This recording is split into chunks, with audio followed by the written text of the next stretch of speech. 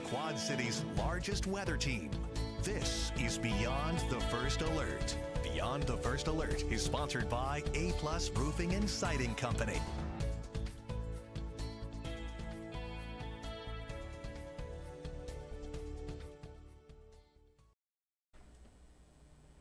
Thanks for joining us on KWQC Plus. I'm meteorologist Diana Rodriguez. Welcome to Beyond the First Alert. During this show, we are going to explore your extended forecast, look at weather around the nation, and from time to time, we'll take you beyond the atmosphere and into space. We hope you join us every day here at 1:30 p.m.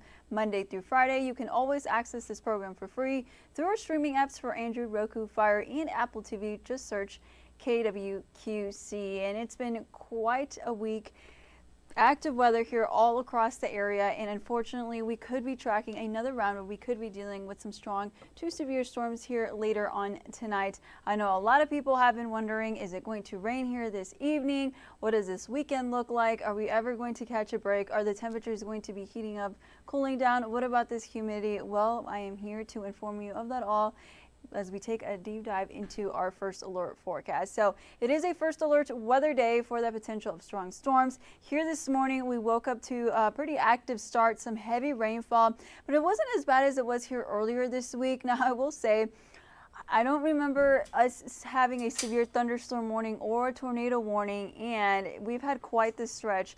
Fun fact, since Sunday, it's been 5 days where the National Weather Service has at least issued, whether that's a severe thunderstorm warning or a tornado warning. So we'll have to continue to monitor those stats here across the area. So it is a first alert weather day. We're going to continue to track the potential for some more storms. Let's take a look at radar, what we've got going on right now across the viewing area. And it's nice to already see a little bit of improvement. Let's see, technology, is it going to load for me? Yes, it is. Okay, there we go. Take a look at radar right now. Just a few passing showers for our northern counties, varying from Carroll to the southern part of Joe Daviess County. Maybe a little bit there going into Clinton and part of Scott County. This isn't anything widespread or severe, maybe a light mist. It's usually when you kind of start to see those like lighter colors there across the area. But otherwise, that heavier rain does seem to have kind of shifted down to the south, and matter of fact, a lot of it has already died down, and it's more than evident that it brought a lot of that heavier rain. I know some of our southern hometowns did have flash flood warnings here earlier this morning, but we're not really going to be dealing with any warnings right now.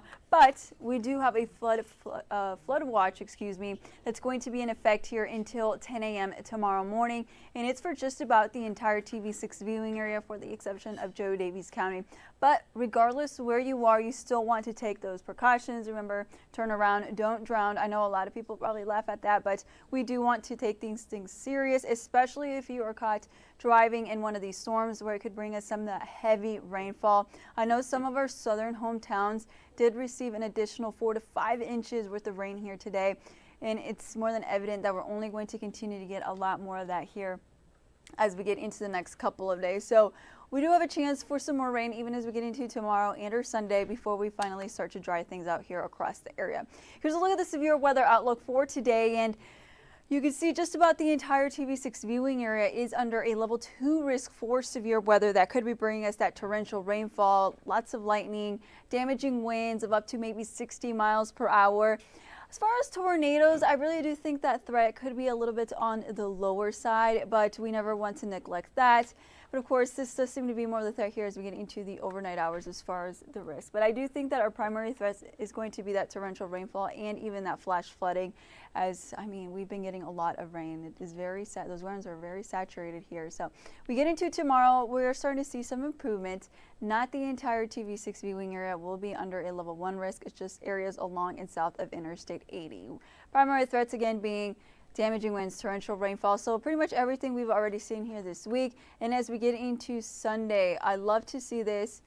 No severe weather outlook. We won't be under a threat, but we will be holding on to a slight chance where we could be maybe seeing a little bit more rain. But as far as it being severe, not anticipating that here for us. Of course, a lot can and will continue to change, but we are starting to see some indication of a little bit of improvement as we get into our Sunday. And of course, with that strong cold front that's expected to come through, we do catch a lot of relief, especially as we get into the beginning of next week. We'll start to see a lot more of that sunshine. Now, I know I keep mentioning how we'll have that chance where we could see some rain even through the weekend and the remainder of our day. I don't think it's going to be a total washout here this weekend. We'll have plenty of dry hours, but when we do say there's that chance, or when we want you to be weather aware, of course, it's very important that you do take those precautions, especially if you do have any plans. I know there's a lot of activities going on here this evening and even through the weekend, and we do want you to be safe. Exactrack, let's kind of time out what we're seeing. Of course, this is just one of the models. A lot will change, and I will say a lot of the models have been very inconsistent. This has been our biggest struggle here this week, kind of pinpointing what hometowns will get some storms. So people ask me, is it going to storm in Davenport, or is it going to storm here in Sterling? It just depends where the system goes through, and of course where those right environments are. Here's a look at Exactrack, and right now it's 1:46 p.m. Just looked at the clock, and this is one of the models that shows around 1 p.m. and it does seem to be very aggressive, but I just showed you radar, and of course we're very quiet. So I'm not saying that we can't really trust this model that I'm showing, but we will start to see a little bit of improvement. And what I will say when I show you our potential here as we get into the overnight hours, I will say I have been seeing a lot of consistency as far as the storms here overnight developing and being a little bit on the stronger side. So for the remainder here of our Friday afternoon and evening hours, we could be dealing with a few sprinkles here and there. We'll probably be a little bit more on the dry side, but don't be surprised if maybe you're outside and it rains just a little bit. A lot of cloudy skies, so just like what we were dealing with yesterday, very muggy and just uncomfortable, very dreary outside.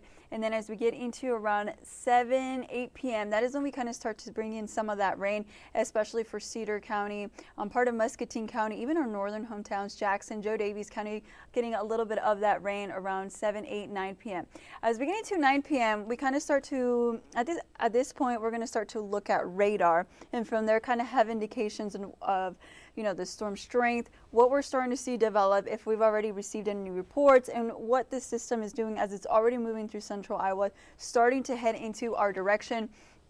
This model is showing maybe little clusters of storms that are developing in Henry County, Iowa, even part of Des Moines County, that's approaching the TV6 viewing area around 9, 10 p.m. So if you're going to be heading out, especially if you're located in the Quad Cities area down the south, remember, you could be running into some storms if you do happen to have any Friday evening, maybe some overnight plans. So around 10, 11 p.m., this model is showing for maybe some stronger storms here for areas down in the south, anywhere from Mercer, Henderson, Warren, Knox County, Des Moines County there, Loviza, Mount Pleasant, and even to include the Quad Cities. This has been changing as far as it kind of becoming a little bit, I feel like aggressive wouldn't be like the right word, but you can kind of start to see it strengthen a little bit here as we get into the overnight hours. And yes, even moving in through the Quad Cities area, I do think this could become a little bit more of a widespread event, but I do believe that maybe those lighter showers in the northern part of this storm could bring some of that rain for the northern counties, but then that heavier rain and maybe those stronger storms for areas to include the Quad Cities and to the south that could be getting those gusty winds, that heavy rainfall, a lot of lightning. So of course, have a way to receive any weather updates before you go to bed tonight. I do think it'll be another active one here for all of us across the TV6 viewing area, and it does seem like the trend as far as it being more on the stronger side does seem to be more for our southern hometowns. So regardless, still have a way to receive any weather updates. Tomorrow morning, if you are going to be heading out, it will be a wet start here for a lot of us. It does seem like the system will be kind of a slow moving system, but you can see it starts to kind of exit out around 6, 7 a.m. here for our Saturday morning. Should start to clear things out as far as rain around 9, 10 a.m. here. Maybe a few light showers there for our southern hometowns around the late morning hours. And then we start to clear out, kind of seeing a lot of those cloudy skies, maybe some peaks of some sunshine as we get into tomorrow afternoon and evening. So if you do have any evening plans here, afternoon, evening plans, I really don't see us running into any issues. Again, we'll have a lot of dry weather. And then tomorrow night, that is when we kind of introduce another chance where maybe we could be seeing a little bit more of that rain. And then that's kind of going to go into our Sunday, and then we start to conclude all of this active weather that we've been dealing with here across the area. And I know a lot of people have been wondering, why have we been getting a lot of rain? We have entered this ring of fire pattern here in the country, and unfortunately, I want you to kind of think about a high pressure system. When we talk about a high pressure system that does move, high pressures, they tend to move clockwise. So think about a clock. the way the time is going to move clockwise. So we get our winds that way. And then when we bring our jet stream, which is something that as meteorologists kind of look at behind the scenes, think about all those storms and all of that activity. Think of it kind of riding over. And when we have a high pressure system kind of stacked to the southern part of the United States, all those storms that develop, that kind of activity starts to fire up. And unfortunately, we are the hot spot and we're the ones who's receiving all that heavy rainfall. I know our neighbors off to the east in Indiana, they have also been dealing with some pretty major flooding. And unfortunately, here at home, we're also dealing with a little bit of flooding as well. We do have a flood watch in effect, like I mentioned here earlier, until 10 a.m. on our Sunday. So I know that did change, but here's a look at the rainfall forecast as we get into tomorrow afternoon and what we're expecting to have.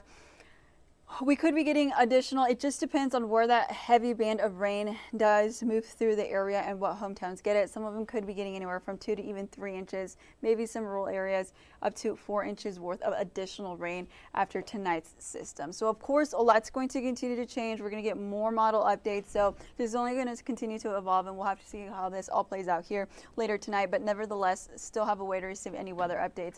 First Alert Camera Network here tonight. We are starting to see lots of cloudy skies. A little bit of some blue skies I'm seeing there in Burlington, but it does look like maybe you could be getting a few spotty showers there. It doesn't look too, those aren't the kind of blue skies I like to see at least. But otherwise, a little bit of a light wind there, definitely noticeable through our camera there in Bettendorf. And well, unfortunately, it looks like another dreary end to the work week, but don't worry, we will have brighter skies ahead. I know myself, I'm definitely looking forward to us receiving finally some of that sunshine, some quiet weather. Right now it is, we should be in the 70s, yep, we're in the 70s here in the Quad Cities area, 77 degrees, it feels like it's 78. Temperatures right now are ranging anywhere from mid to upper 70s. Some hometowns made it into the 80s. Burlington right now is sitting at 80 degrees. I think you guys are the warmest right now. 74 in Clinton, 76 in Rock Falls, 78 in Savannah, along with Galena. Those dew points, it's very evidence that we are very saturated here across the TV6 viewing area. This is definitely, we have quite the moisture right now in the atmosphere. As soon as you walk out all week, I'm sure we felt it. We've noticed it. If you wear glasses like myself, your glasses fog up, and that's kind of what the trend we've been having. We have that fog, that rain, and some mornings we actually woke up to a lot of fog, and it kind of benefited some of us here to receive any of those storms. So we'll continue that here for a little bit longer before we finally catch some relief. Here's a look at the Muggy meter. Tomorrow will be another day where it's going to feel oppressive outside, even as we get into Sunday. But as we start to get into Sunday afternoon, into the beginning of next week, we'll catch a little bit of relief before we get another chance where we'll be tracking, yes, some more rain as we get into the middle of next week. So here's a look at the 24-hour temperature forecast and what we can expect to get. Again, for the remainder of our evening, we will have maybe a few light showers, no severe weather that we're expecting, but overnight that could change as we could be tracking some stronger storms. Temperatures that still continue here at below average, and of course that flood watch that's going to continue until 10 a.m. here for your Saturday morning. So after the break, I do want to show a package here regarding the flooding that they've been dealing with in Indiana. And of course here at home we've also been dealing with some flooding. More of that coming up here in just a quick break.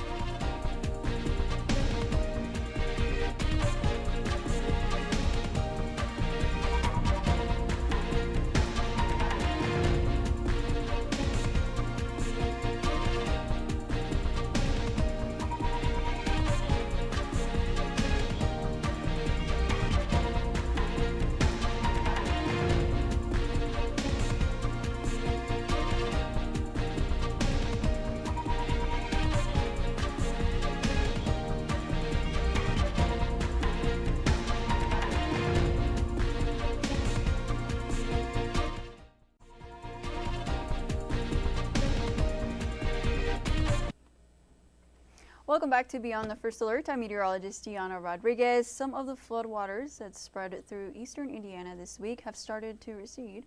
Now residents are combing through what's left of their homes to see what they have lost. NBC's Maggie Vespa is in East Indianapolis in the town of Newcastle with more. Hey there, this shows you how widespread the damage is and how strong these floodwaters are. This road has completely collapsed. It's in pieces. And this, by the way, is miles from Cambridge City, where we were earlier today, where we just saw so many people going into their homes for the first time, surveying the damage, looking at their belongings caked in mud, thrown about by the floodwaters, their homes in some cases, the structure itself really damaged. We talked to a couple who they were seeing their belongings, surveying the damage for the first time since they had to swim to safety yesterday morning. Here's part of my conversation. How are you even taking this in right now? I'm not. I have 6 kids. You have 6 kids? Yeah, they were supposed to start school yesterday. We worked our whole life for this. So many difficult conversations. Also, the video that we're seeing of these floods is absolutely horrendous. The new video out of Hagerstown shows people trapped in a store surrounded by floodwaters. Crews had to use a front loader to rescue them. We also saw water rescue after water rescue yesterday in places like Cambridge City and in Muncie, Indiana. People wading through water, carrying belongings, carrying pets. River levels in some areas reaching record highs, and this is a 1,000-year flood event in some parts of Indiana. Back out here, again, just destruction like this across the area. We're seeing more and more examples of it. And here's the thing, we could have more rain in the forecast today and throughout the weekend, which is clearly the last thing this area needs. I'll send it back to you. That is very unfortunate. They have quite the road to recovery. And I know some of our hometowns here across the TV6 viewing area are also dealing with cleanup here, days worth of cleanup. As a matter of fact, because of all that severe weather that we've had since Sunday here across the area. Unfortunately, we will be dealing with a little bit more active weather before we get a little bit of relief. I'll tell you more about that here after a short break.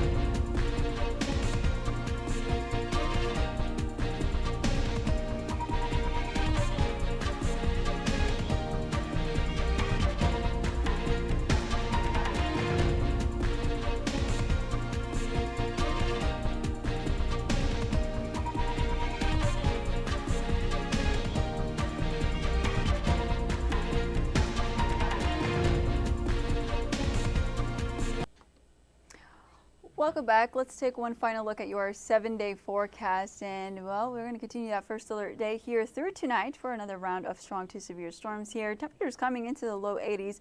We still continue slightly below average. The average high around this time of year is now 84 degrees. Saturday calls for a high in the mid to upper 80s, back into the mid 80s here for Sunday, excuse me, and we continue that trend even as we get into the beginning of the upcoming work week. Chance for showers and thunderstorms here Saturday and Sunday. Sunshine returns back as we get into Monday and Tuesday, with temperatures feeling a little bit more comfortable across the area. Then another chance for some rain returns back Wednesday and Thursday. So if you're going to be heading out here this weekend and even the remainder of this week, remember to have a way to receive any weather updates. You can always download the KWQC First Alert weather app, and we will be here to keep you up to date here with the latest. Thanks for joining me today for Beyond the First Alert. Meteorologist Kyle Dickens is in the building, and he will have your First Alert forecast here for 4, 5, 6, and 10 to keep you up to date here with the latest. Beyond the First Alert is sponsored by A+ Roofing and Siding Company.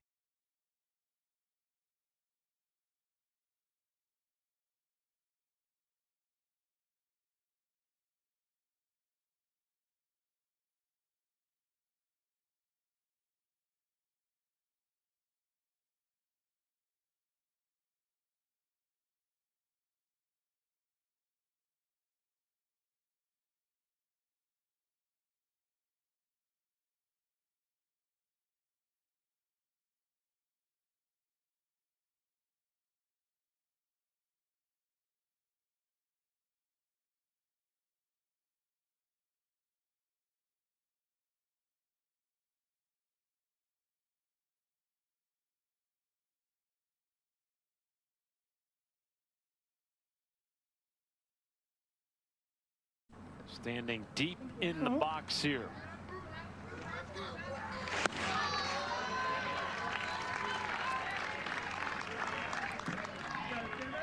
Well, and for what it's worth, there's been nobody warming up in the Iowa bullpen, so I'm assuming we'll see Anthony Johnson Jr. to start in the 6th. Particularly after they decided to enter a courtesy runner. That's a great scoop. Excellent play by Kieran Curley. Keeps it a 2-run game. Sloden, Bagoon, and Irwin will lead it off for Wisconsin down 2. And the crowd at the Argo in Whitefish Bay hoping for another comeback in the 6th. The FedEx Cup playoffs on ESPN. This is where the best belong. And there can only be one. The FedEx St. Jude Championship continues on ESPN Plus and the ESPN app.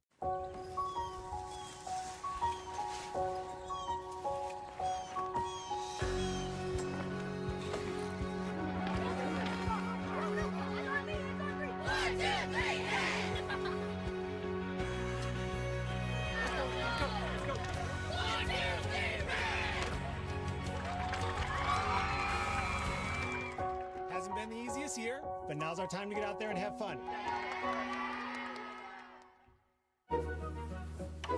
Because every trip becomes a guilt trip. Give more love than humanly possible when you feed a Hill's scientifically proven formula. Because you're only human, there's Hill's. Build your way to more rewards with the Business Platinum Card from American Express. How do you like your new Trek stock? Oh, it's beautiful. Trex, performance engineered for your life outdoors.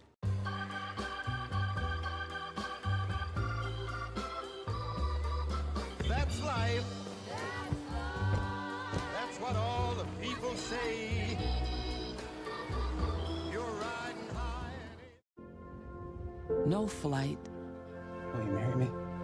It's just a flight. It's your next step. Thank you. You're gonna do great. And at Delta, we're proud to help you take it.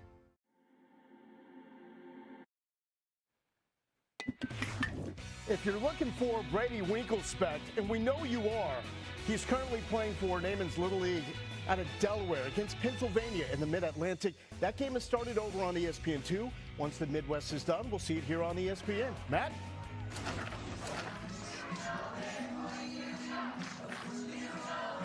Thank you very much, Lowell. Welcome back to Whitestown. Lowell, an interesting nugget for you and everybody watching. Last night, the Brewers trailed the Dodgers 4-2 going into the ninth. They wound up winning that game. Here, the team from Whitefish Bay, just outside of Milwaukee, trails Iowa 4-2 in the 6th. Trying to become the first Wisconsin team in state history to make Williamsport. And they lead it off with the top 3 in their order against Anthony Johnson Jr., who struggled to find the zone in his first inning of relief. Last half inning starts at 0-2 to Sloten in the 6th. And it's the breaking ball. He's now thrown 5 straight breaking balls for strikes. I wouldn't mess around. If you found a comfort zone, I'd keep spinning that breaking ball in there.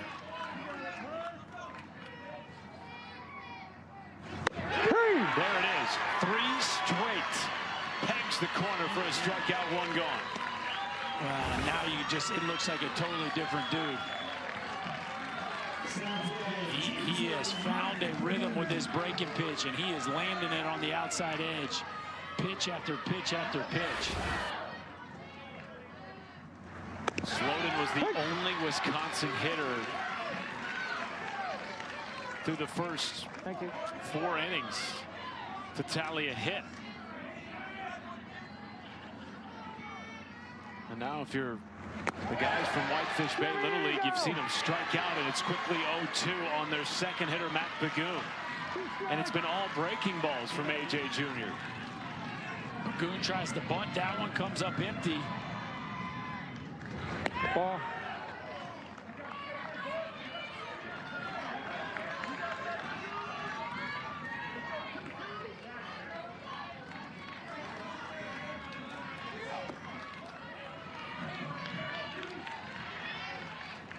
Come on, 2 strikes.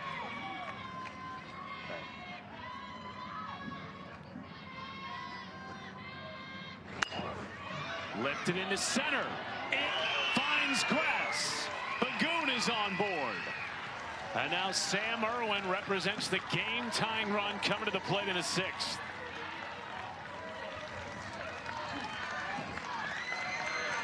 Well, Bagoon makes an adjustment there, breaking ball after breaking ball, and he keeps his hands back. It wasn't a rocket, but it'll work. Just the 2nd hit of the game for Wisconsin. Yeah, this dude's dangerous now. Sammy Irwin has been swinging a very hot bat. 3 doubles, 5 ribbies, up to second base goes Bagoon.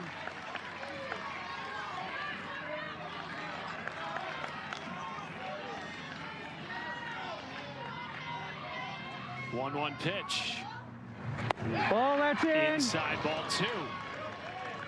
Owen Bergholz is on deck for Wisconsin. He too has been dangerous. 2 extra base hits, 3 runs batted into the tournament. 2-1 set down the line and left. Fair ball. Bagoon will score. Rounding second is Irwin, and he stays put with an RBI double. It's a 1-run game in Whitestown. He can really hit now. The Wisconsin team just sitting on that breaking ball. He gets one out and over the plate. And we've seen him do this a couple times. What a beautiful gather. Lets that breaking ball travel. Ball gets past Russell. Tying run is at third base. Well, and I tell you what, the ball has been getting to the backstop quite a bit, Matty. And now with the run just 60 feet away, you got any number of ways you can tie this ball game up. Infield drawn in now for Iowa. 2-0. In 3 straight games, Wisconsin has erased deficits to come back and win. 3-0 count. Wow. Tying run at third. 1 down in the 6th. Winner to Williamsport. Ball gets by. Tying run to the plate. Safe. Tied at 4. Unbelievable. Wisconsin comes all the way back again. And the go-ahead run is aboard.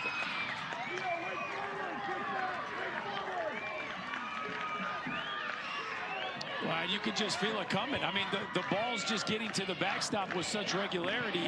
It's tough to keep a runner at third base.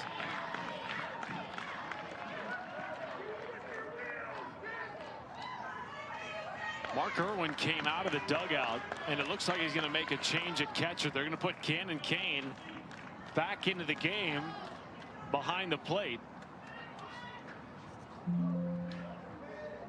as the game is now tied at 4, and Berkey, somehow the go-ahead run is aboard for the team from Whitefish Bay.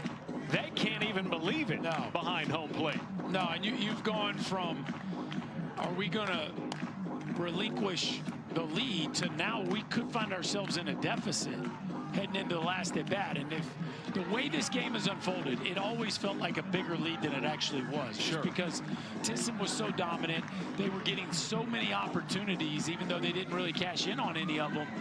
Now all of a sudden you're staring defeat right in the face. And how about, did somebody tell me that the Brewers came back from a 4-2 deficit last night? Somebody did say that. Yeah. That stat courtesy of Lee Torben, our excellent statistician. Look at this. I mean, Berkey, all week long, they've been the comeback kids.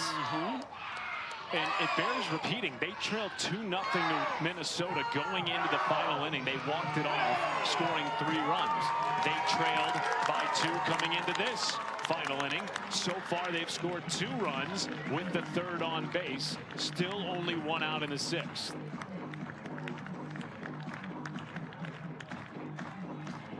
This team from Whitefish Bay Little League, big fans of the Brewers and big fans of Craig Counsell. Hey, this is Craig Counsell. Good luck to Whitefish Bay Little League. Go get a W today. Of course, Craig now managing the Cubs, but for a while was managing the hometown team, and they play at Craig Counsell Park. He began his career playing for Whitefish Bay Little League. And perhaps somewhere he's watching this game smiling. And I'm sure they have made him proud this week. A ball in the dirt to Leo Vancaster.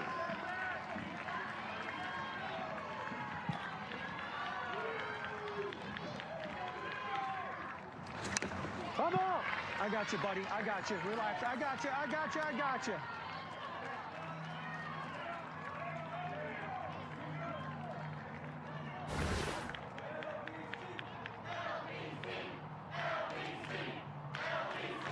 That big breaking ball again, and this is welcome back to the catching position, Mr. Kane. 2-2 tying run is aboard. Timeout taken by Kyle Fox.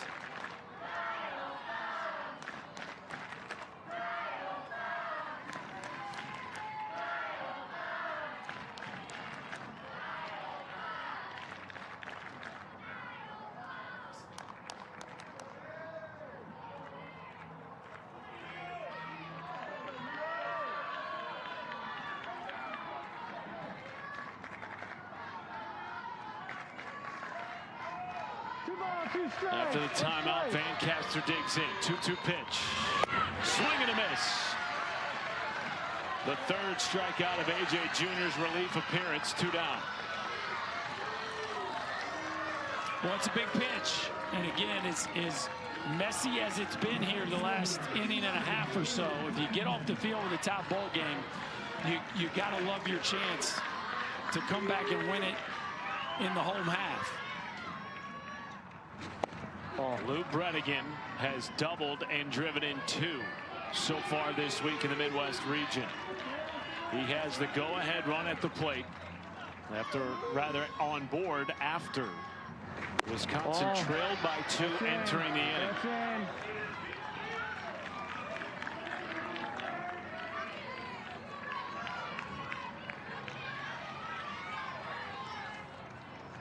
2-0 pitch.